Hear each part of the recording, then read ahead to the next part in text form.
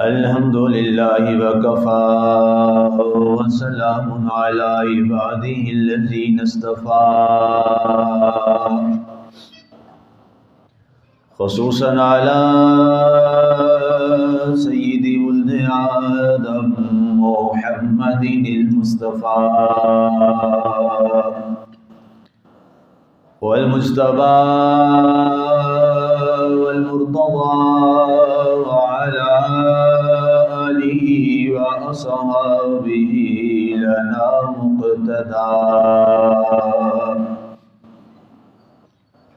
أما بعد فأعوذ بالله من الشيطان الرجيم بسم الله الرحمن الرحيم ثاني اثنين إذ هما في الغار إذ يقول لصاحبه لا تحزن إن الله معنا صدق الله العظيم وبلغنا رسوله النبي الكريم المتين الرؤوف الرحيم ونحن على ذلك لمن الشاهدين والشاكرين والحمد لله رب العالمين ما مدحت محمدا بمقالتي ولكن مدحت مقالتي بمحمد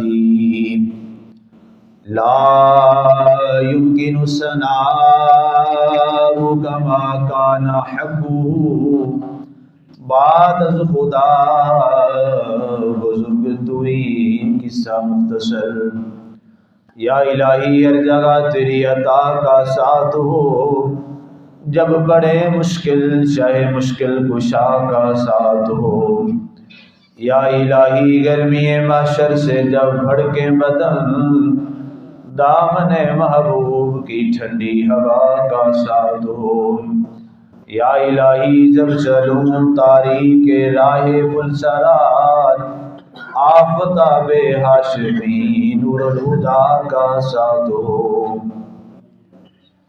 بعد حمد و صلاۃ معزز سامعین ناظرین خواتین حضرات،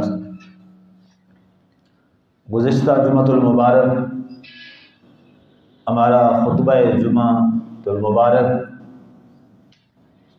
خلیفہ رسول خلیفہ اول امیر المومنین حضرت سیدنا و سندنا سیدنا صدیق اکبر رضی اللہ تعالی عنہ کی ذات بابرکات کے حوالہ سے چل رہا تھا،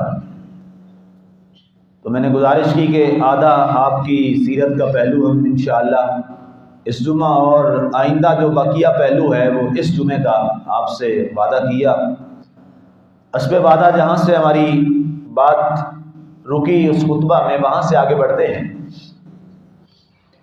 حضرت سیدنا صدیق اکبر رضی اللہ تعالیٰ عنہ، اللہ تعالیٰ نے چونکہ ظاہر ہے آپ کو بہت سی نسبتوں سے نوازا ہے، اور یاد رکھیے اس کائنات میں جس کو بھی ہم احترام کی نظر سے دیکھتے ہیں تو بنیادی طور پر اس کے ساتھ کوئی نسبت جڑی ہے جس نسبت کی بنیاد پہ وہ ہماری نظروں میں قابل تعظیم ہے، یہ اصول طے ہے۔ اب نبیوں سے آغاز کرتے ہیں ہم اس بات کا، صحابہ کرام اور اہل بیت سے اوپر ہم جاتے ہیں، انبیاء کرام اور آسمانی کتب سے ہم بات شروع کرتے ہیں تاکہ کسی کا اعتراض نہ رہے۔ اللہ تعالیٰ نے اس کائنات میں ہدایت اور لوگوں کی رہنمائی کے لیے انبیاء اور رسولوں کو بھیجا ہے۔ کیا کوئی رسول اور نبی ایسا بھی ہے جو آپ کو براہ راست آسمان سے نیچے اترتا ہوا نظر آیا ہو، یا کبھی کسی کے بارے آپ نے یہ پڑھا ہو؟ آپ نے کسی کے بارے ایسا نہیں پڑھا ہو۔ تمام کے تمام انبیاء کرام اور رسول علیہم السلام وعلیہم الرضوان ورحمۃ اللہ تعالی علیہ، وہ سارے کے سارے اسی زمین کے اندر اسی نظام آئلی کے تحت کسی گھر میں پیدا ہو، کسی ماں کے ہاں وہ پیدا ہوئے، کسی ماں باپ کے ہاں پیدا ہوئے. حضرت سیدنا آدم علیہ الصلوۃ والسلام صرف جنہیں ابو البشر کہا جاتا ہے، انہیں اللہ تعالیٰ نے اپنے دست مبارک سے، ظاہر ہے کبھی تو آغاز کوئی ہونا تھا، وہ فرمایا، اور اس کے بعد سارے انبیاء کرام ان کو اللہ تعالیٰ نے ذریت آدم میں ہی شامل رکھا. یہ بات طے ہے، اس میں کوئی دوسری رائے نہیں ہے، اور یہ بات متفقہ ہے. اب سوال یہ ہے کہ ان انبیاء کرام کو اللہ تعالیٰ نے پوری روئے زمین پر سارے انسانوں سے معزز ترین کیوں بنا دیا؟ یہ سوچنے والی بات ہے. اس لیے کہ ان کی نسبت سب سے اعلیٰ ہو گئی تھی. وہ جس ذات سے منسوب ہوئے اور جس ذات نے انہیں پھر ایک اور اضافی نسبت دی باقی لوگوں سے ہٹ کر، وہ نسبت کیا تھی؟ وہ نسبت رسالت کی تھی. اب جب نسبت رسالت میں آ گئے، چند لمحے پہلے انہیں ہی لوگ محمد بن عبداللہ کہا کرتے تھے، اور پھر ایک وقت آیا کہ جب اعلان ہوتا ہے تو سارے کیا کہتے ہیں؟ چاہے کوئی چچا ہے، چاہے کوئی بیوی ہے، چاہے کوئی بڑا ہے، چاہے کوئی دادا ہے، کوئی بھی ہے، سارے کیا کہہ رہے ہیں؟ محمد رسول اللہ صلی اللہ علیہ وآلہ وسلم.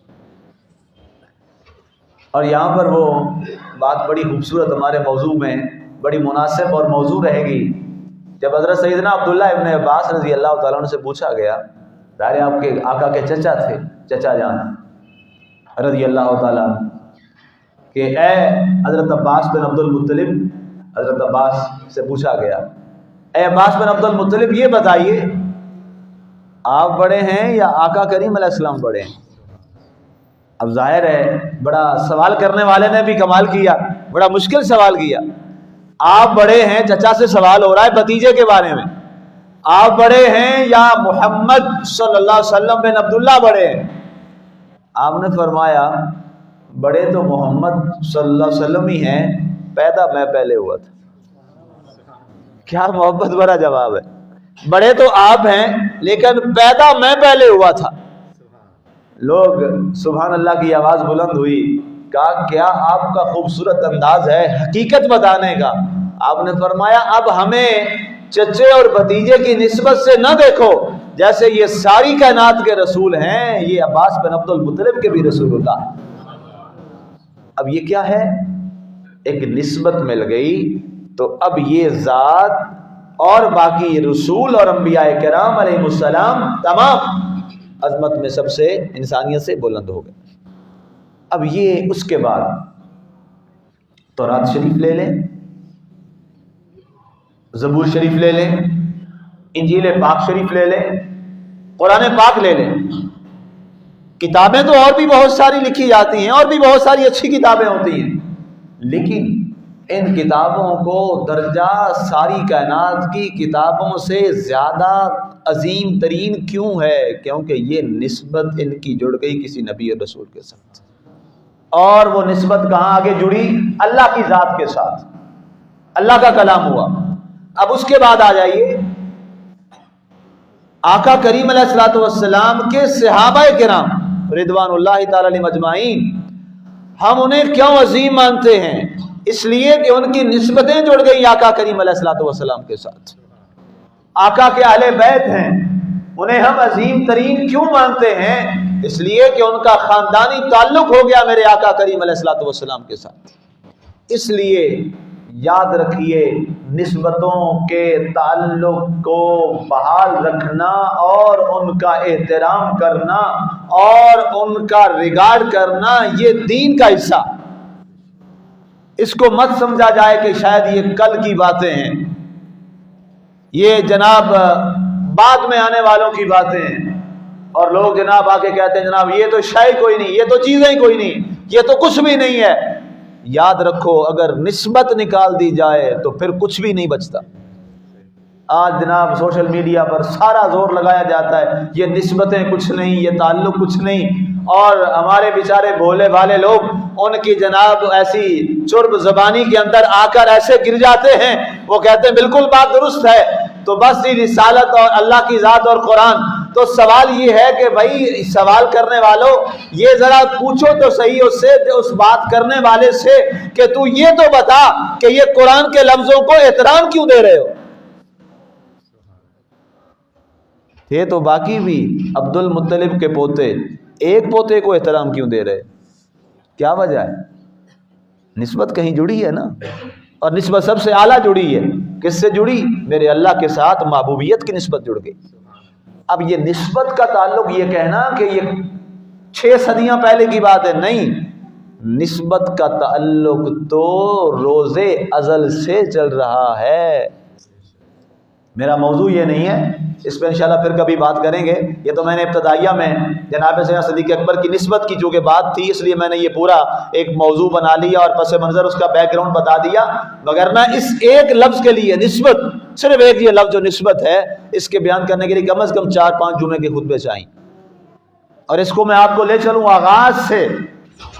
اللہ کی ذات کا، جب صرف اللہ کی ذات کا وجود تھا، کسی کا نہیں وجود تھا، تو اس کے بعد جو جو ہوا وہ سارا نسبتوں کی بنیاد پہ ہوا. یہ بہت بڑا جملہ ہے، بس اتنا جملہ آپ یاد رکھ لیجئے. ان کے جواب کے لیے ویسے یہ بھی کافی ہے، لیکن پھر انشاءاللہ اس کو آگے موضوع بنائیں گے. اور پھر 3-4 جمعے قرآن کی روشنی میں، کتابوں باقی تورات زبور انجیل کی روشنی میں ہم دیکھیں گے کہ نسبت کی بات کوئی 6 صدیاں پرانی نہیں ہے. نسبت کی باتیں تو روز ازل سے چل رہی ہیں. اب آئیے جناب سیدنا صدیق اکبر رضی اللہ تعالی عنہ، ان کو یہ مقام اور درجہ جو ہم دے رہے ہیں، یہ بھی ایک نسبت کی بنیاد پر دے رہے ہیں.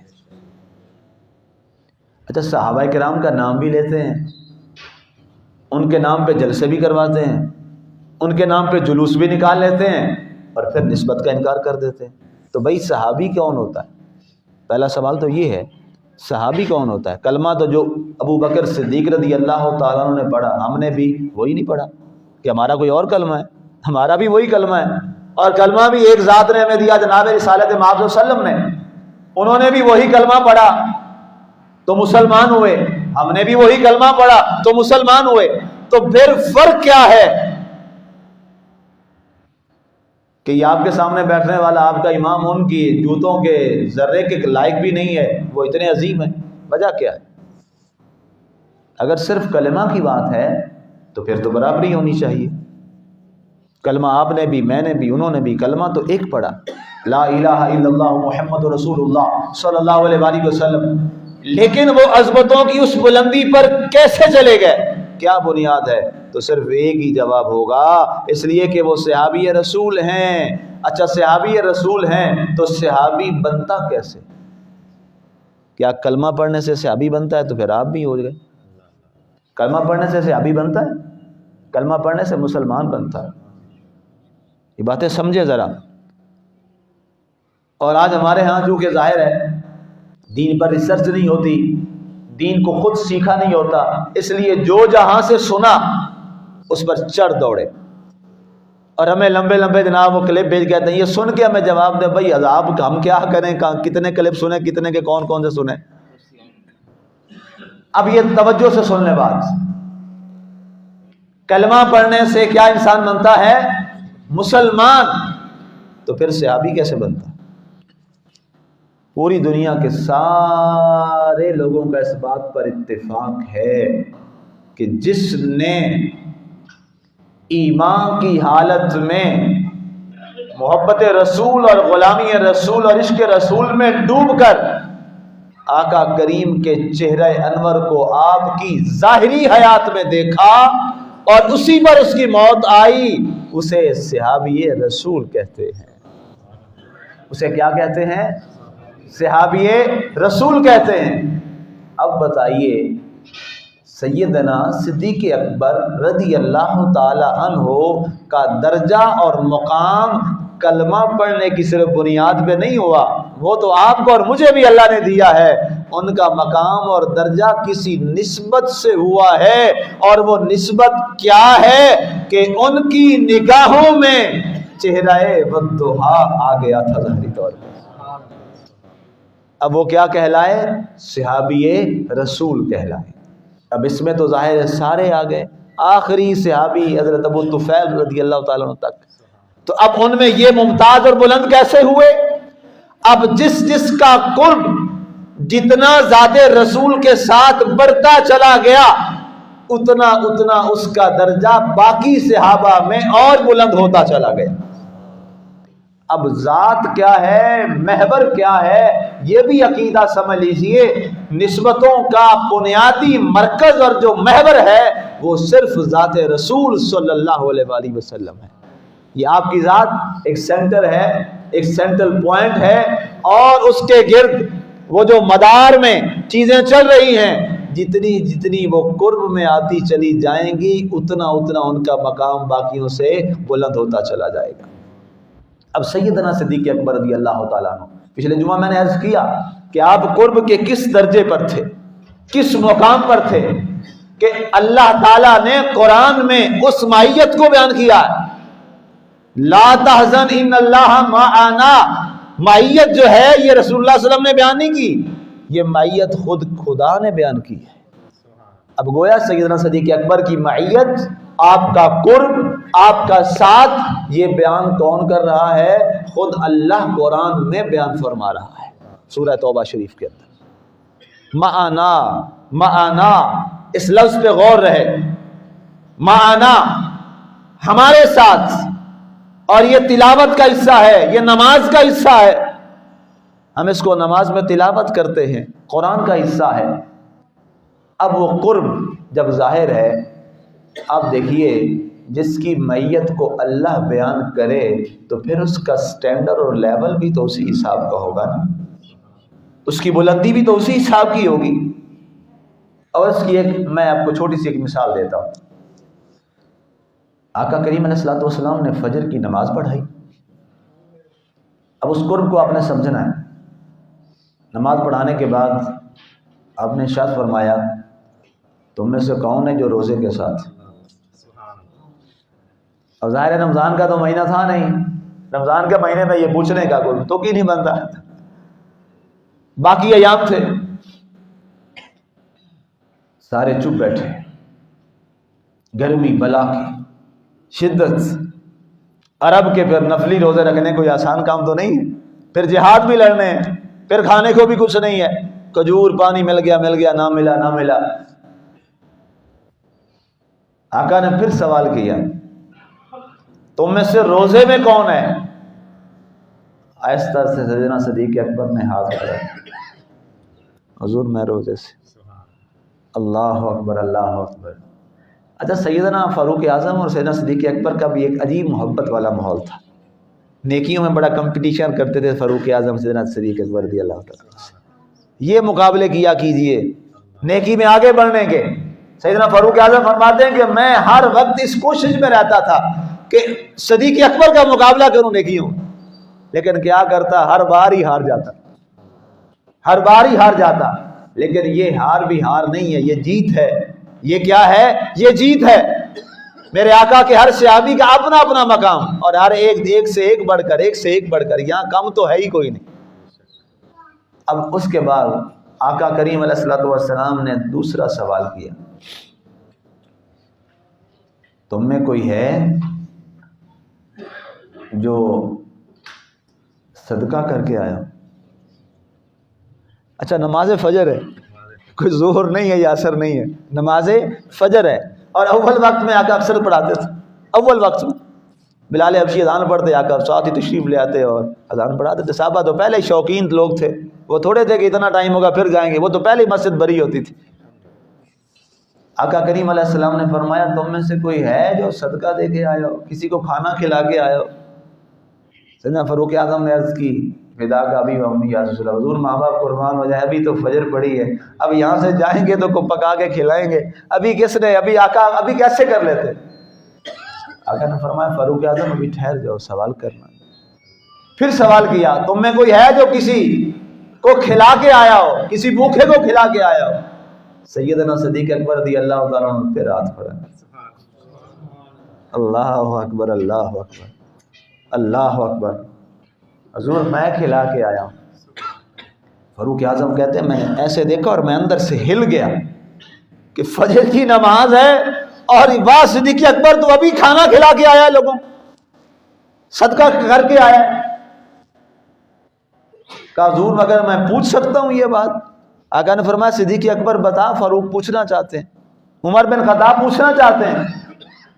عرض کی حضور وہ آپ کو پتہ ہے نا کہ میں ذرا جلدی اٹھتا ہوں، تو یہ عبداللہ بیٹھا ہے تو اس نے کہا جی مجھے کچھ حاجت ہو رہی ہے، تو اس کی ماں نے 2 چپاتیاں پکا دی، تو ابھی یہ کھانے لگا تھا تو میں نے دروازہ کھولا نکلنے کے لیے، تو دیکھا باہر ایک شخص کھڑا ہے اور کہنے لگا جی کل سے بھوکا ہوں، اور میں کھڑا تھا کہ سب سے پہلے کس کا دروازہ کھلتا ہے، اذان فجر تو ہو گئی ہے، تو سب سے پہلا دروازہ ابوبکر تیرا ہی کھولا ہے، مجھے روٹی چاہیے۔ تو آقا وہ جو 2 تھی نا ان میں سے ایک اٹھا کر میں گیا اور عبداللہ کی روٹی اٹھا کر میں نے اس کو دے دی اور وہ رخصت ہو گیا، اور پھر میں یہاں نماز کے لیے پہنچ گیا۔ اللہ اکبر اللہ اکبر۔ اس کے بعد آقا نے تیسرا سوال کیا۔ آقا کریم علیہ السلام نے فرمایا تم میں کوئی ہے جو کسی بیمار کی بیمار پرسی کر کے آیا؟ اور نماز کون سی ہے؟ نماز فجر، یہ ذہن میں رہے، نماز فجر۔ سیدنا فاروق اعظم نے پھر وہی جواب دہرایا، حضور ابھی تو آپ کے پاس حاضر ہوئے ہیں، فجر سیدھا گھر سے آئے ہیں، انشاءاللہ یہاں سے جائیں گے تو جو بیمار ہیں ان کو جا کے پوچھیں گے، بیمار پرسی کریں گے۔ اب صبح صبح کہاں پہلے پہنچ جاتے، جماعت سے بھی پہلے۔ آقا نے فرمایا عمر ٹھہر، پھر سوال دہرایا۔ سیدنا صدیق اکبر نے آنکھیں نیچے کر کے ہلکا سا پھر ہاتھ اونچا کیا، حضور میں ایک بیمار کی بیمار پرسی کر کے آیا۔ کہا کس کی؟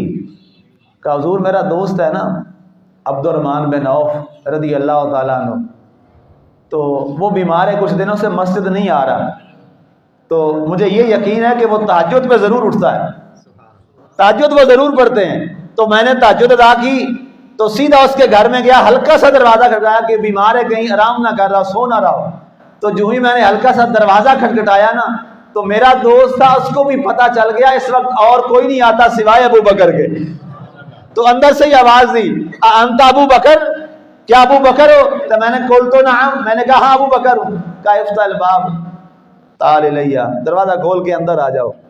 کہتا میں اندر گیا حضور، تو اذان تک میں وہاں بیٹھا رہا اور اس کی بیمار پرسی کی اور اس کا جی للچایا، وہ خوش ہو گیا کہ چلو ابو بکر صبح صبح تم آ گئے ہو، اب میرا اچھا وقت گزر جائے گا، اور میرا آقا کو سلام بھی جا کے پیش کرنا اور دعا کی درخواست بھی کرنا۔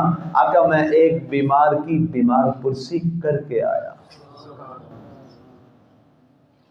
اب اگر میں دھیرے سے یہ کہوں کہ یہ سوالات نہیں تھے، یہ صحابہ کرام کے درمیان ابو بکر کی عظمت کا جلسہ نہیں ہو رہا تھا؟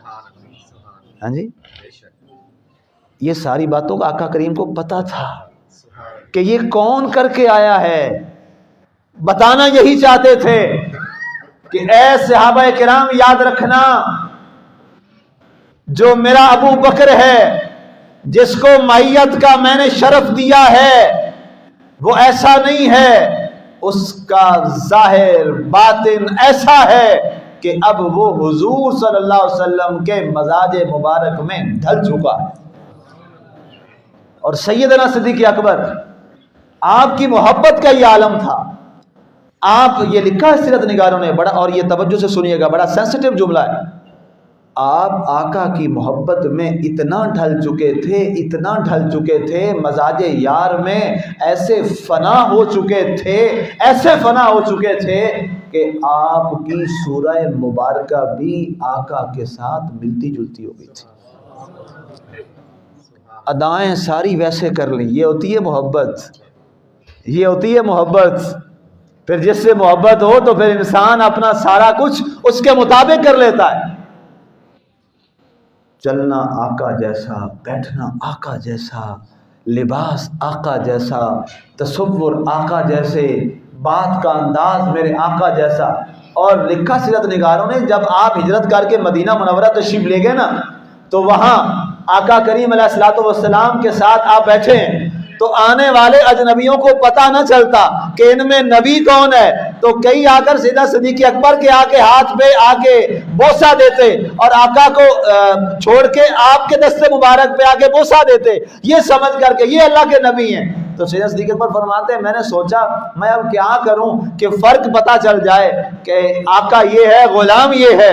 کہتے میں اٹھا اور میں نے کیا کیا، میں نے ایک چادر لے کر آقا کے اوپر سایہ کر دیا تاکہ آنے والے کو پتہ چل جائے یہ جو سایہ کرنے والا ہے یہ غلام ہے، جس کے اوپر سایہ ہوا ہے یہ آقا محمد مصطفیٰ صلی اللہ علیہ وسلم۔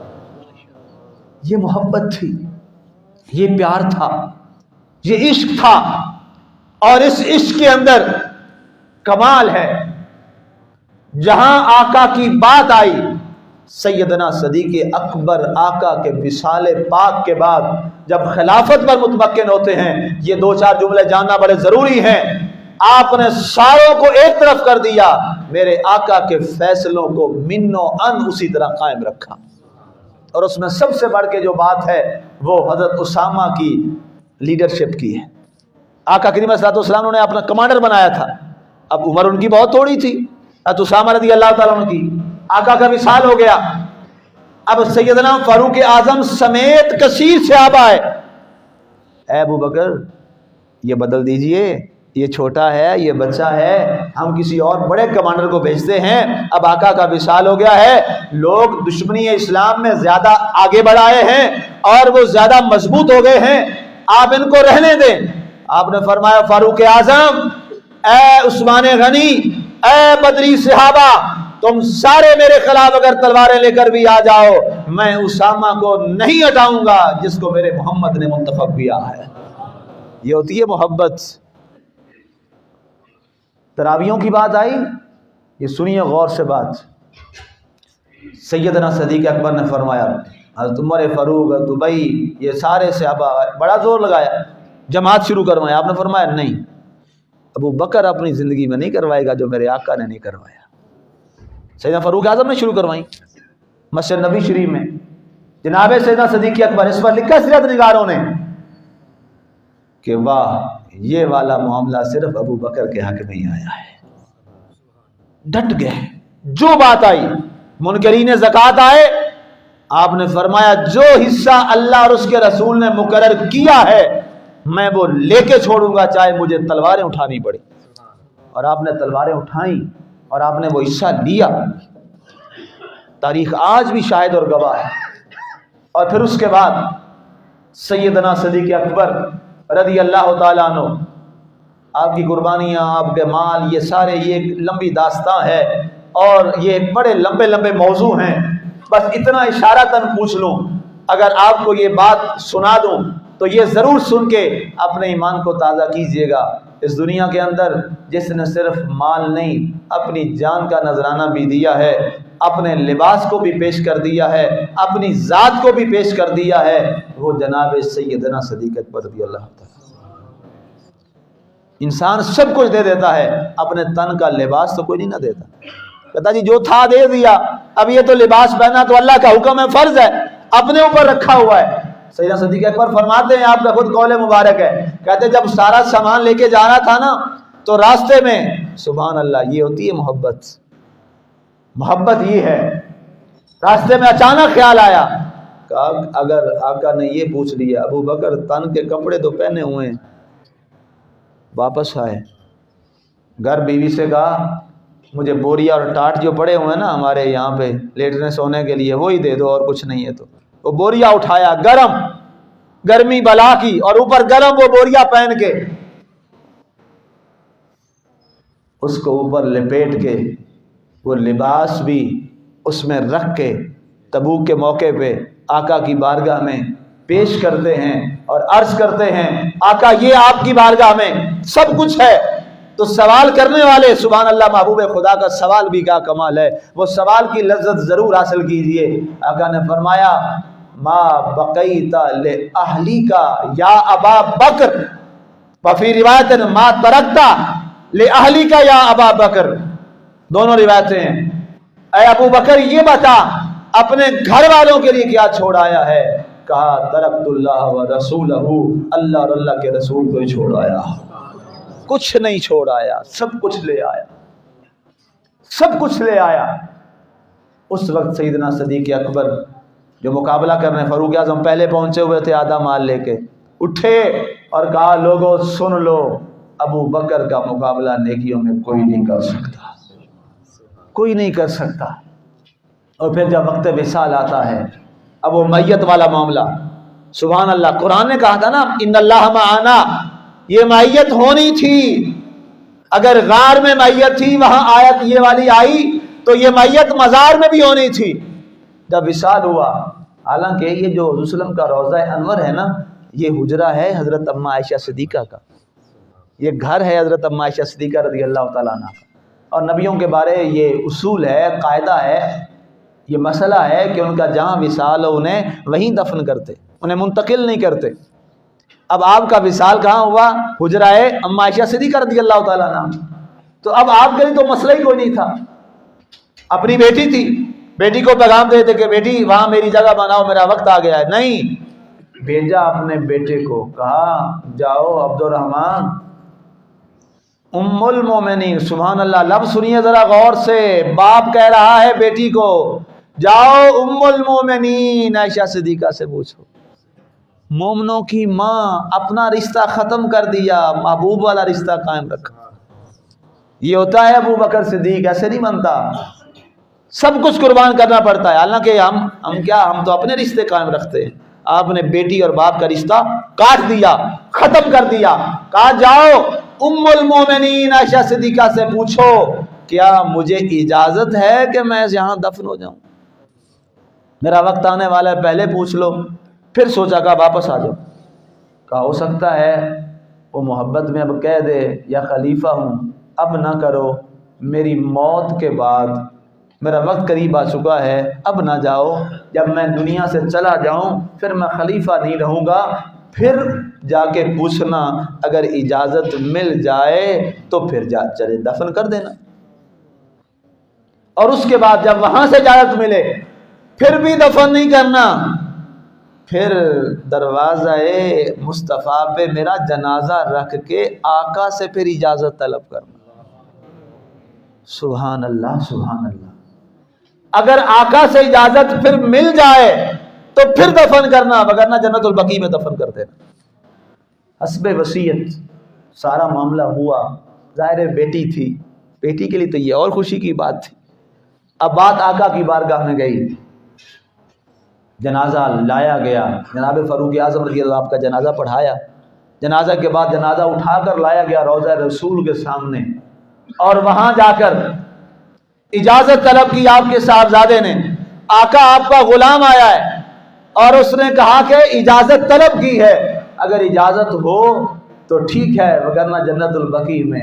پتہ چلا صحابہ کا عقیدہ تھا روزہ رسول کے بعد آواز لگاؤ، روزے والا سنتا بھی ہے، جواب بھی دیتا ہے۔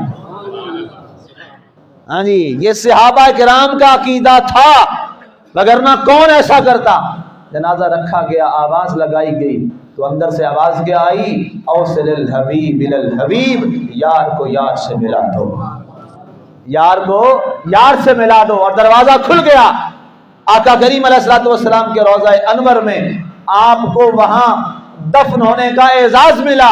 اور آج بھی یہ مزار اور یہ غار والا تعلق ایسا جڑا کہ آج بھی روضہ رسول کو دیکھتے ہی بے ساختہ زبان پہ الفاظ آتے ہیں، ان اللہ معنا، اللہ ہمارے ساتھ ہے۔ اے ابو بکر، تو غار میں بھی میرے ساتھ ہے، تو دنیا میں بھی میرے ساتھ رہا، تو سفر و حضر میں بھی میرے ساتھ رہا، اب جب موت کا لمحہ آیا ہے تو اب اور کہیں نہیں، اب بھی تو میرے روضہ میں میرے ساتھ ہوگا۔ یہ سیدنا صدیق اکبر رضی اللہ تعالی عنہ۔ اور آخری بات، خلیفہ تھے، اتنی بڑی ریاست کے آپ خلیفہ تھے اور خلیفۃ الرسول تھے، اور اللہ نے آپ کو بڑا اعزاز دیا کہ آپ براہ راست خلیفۃ الرسول ہیں، جو اور کسی کو نہیں ملے۔ آپ خلیفۃ الرسول ہیں۔ آپ جب خلیفہ بنے نا تو آپ نے فرمایا جاؤ عبداللہ پوچھ کے آؤ کہ ایک عام مزدور کی تنخواہ کیا ہوتی ہے۔ پتہ کروایا، پوچھا گیا، کہا جی اتنی تنخواہ ہے۔ فرمایا جتنی عام مزدور کی تنخواہ ہے خلیفۃ المسلمین کی تنخواہ اتنی ہوگی۔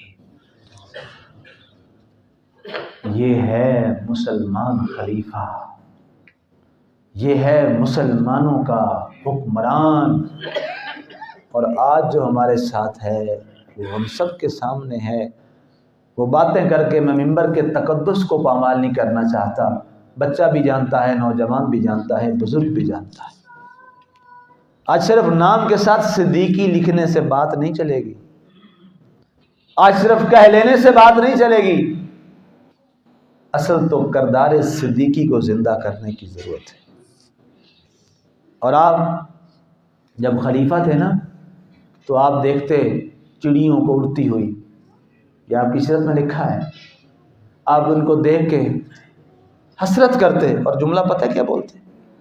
اور میں چڑیوں مبارک ہو، پرندوں مبارک ہو، تم کتنے اچھے ہو، اپنی مرضی سے اڑتے ہو، ادھر سے اڑتے ہو ادھر چلے جاتے ہو، وہاں سے اڑتے ہو ادھر چلے جاتے ہو، تمہیں موت آئے گی تم سے کوئی حساب کتاب ہی نہیں لیا جائے گا۔ ہم کتنے ہیں، ابو بکر نے تو اللہ کو حساب دینا ہے، اللہ اکبر، ابو بکر نے اللہ کو حساب دینا ہے۔ جس کو دنیا میں میرے آقا فرما چکے تو جنتی ہے، اور جس کی روضہ انور میں قبر مبارک، مزار مبارک، میت رسول، خلیفہ رسول، جو سسر رسول، وہ کیا فرما رہے ہیں کہ اے پرندوں میں نے حساب دینا ہے، اللہ نے حساب لیا تو پتہ نہیں کیا بنے گا۔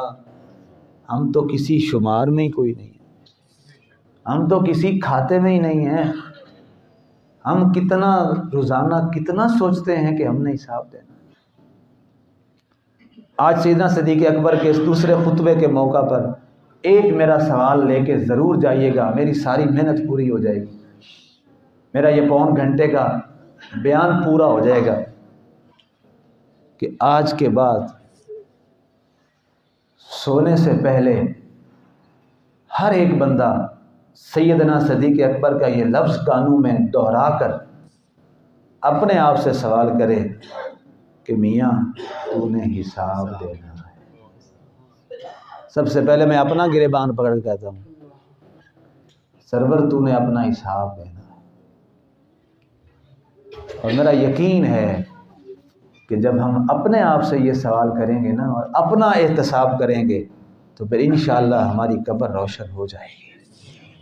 اللہ ہمیں خود احتسابی کا خوبصورت عمل نصیب فرمائے کہ ہم اپنا احتساب کریں، ہر بندہ اپنا احتساب کرے، اپنے آپ سے سونے سے پہلے پوچھے آج تو نے سارا دن کیسے گزارا، اور آج تو سو رہا ہے، اب سونے کے بعد پتہ نہیں کل اٹھنا ہے کہ نہیں اٹھنا، یہ کسی کو پتہ نہیں۔ اللہ ہمیں سیدنا صدیق اکبر کے صدقے میں، رسالت مآب صلی اللہ علیہ وسلم کے صدقے میں جیسے انہوں نے زندگیاں گزاری، اللہ ہمیں اپنی زندگیوں کو ان کے تحت گزارنے کی توفیق نصیب فرمائے، آمین۔ وما علینا الا البلاغ۔